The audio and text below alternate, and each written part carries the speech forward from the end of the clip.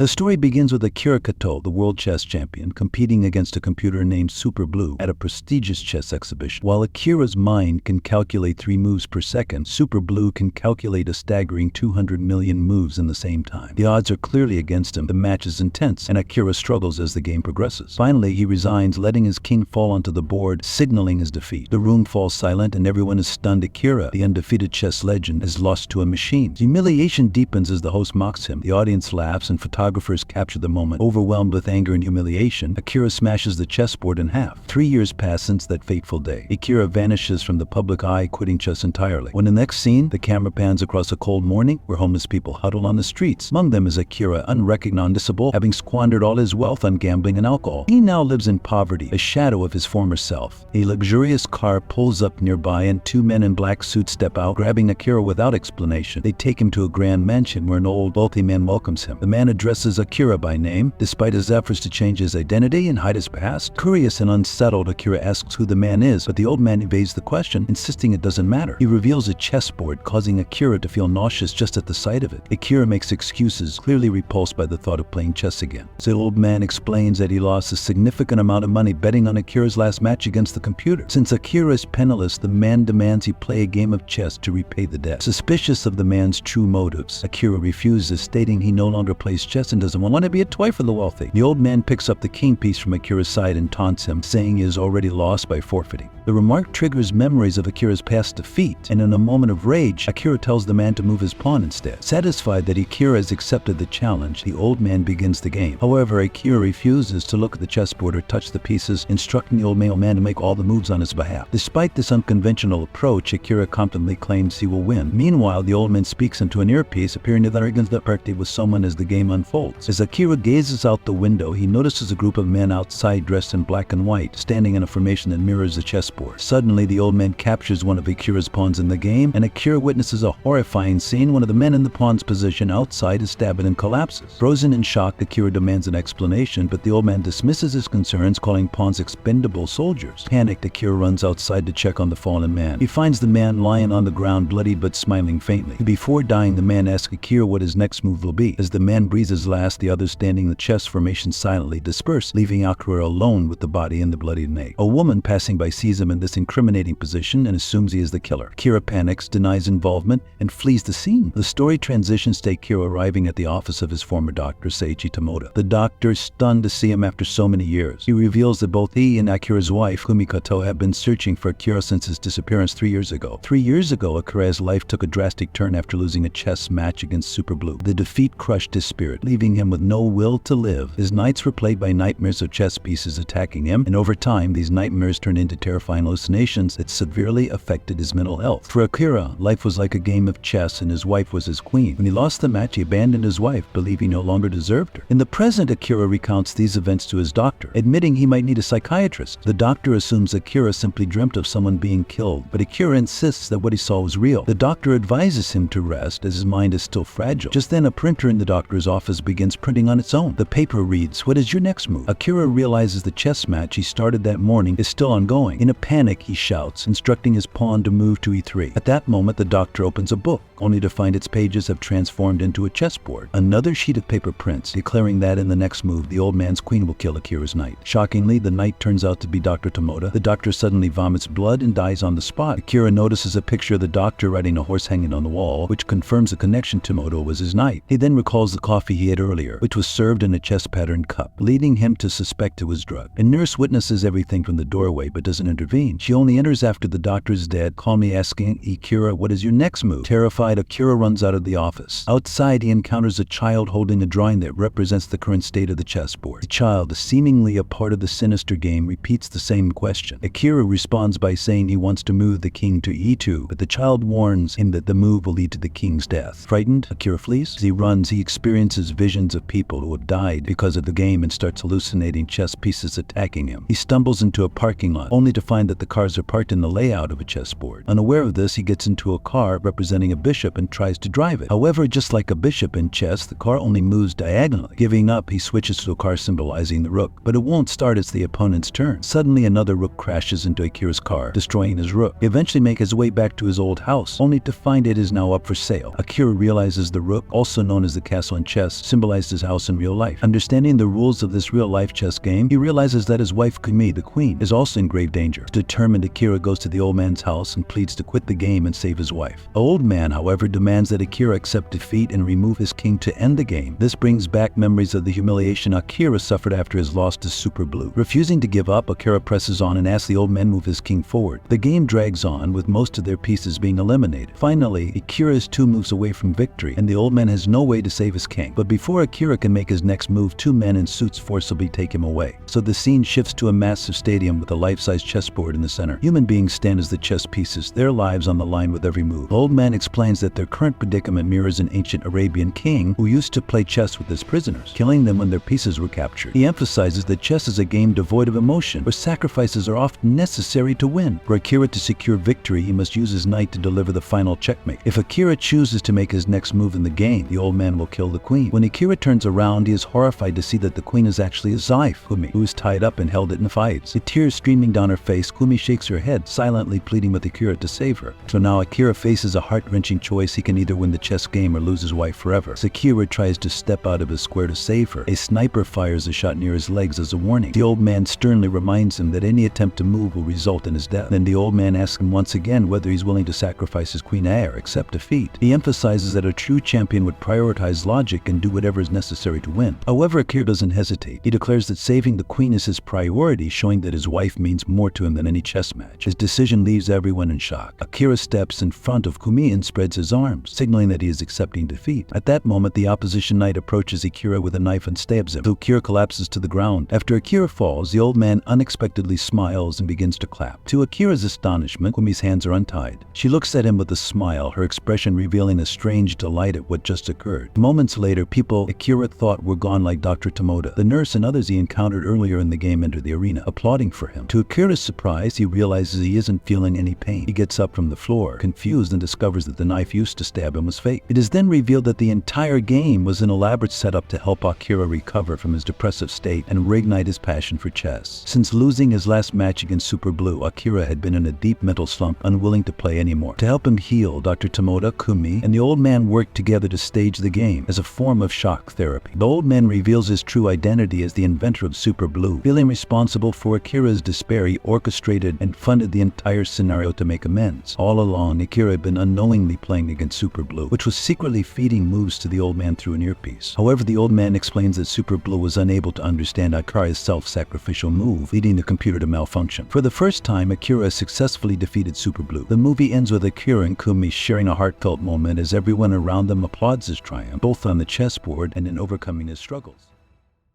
Subscribe for popcorn. We are racing towards 2,000 subscribers.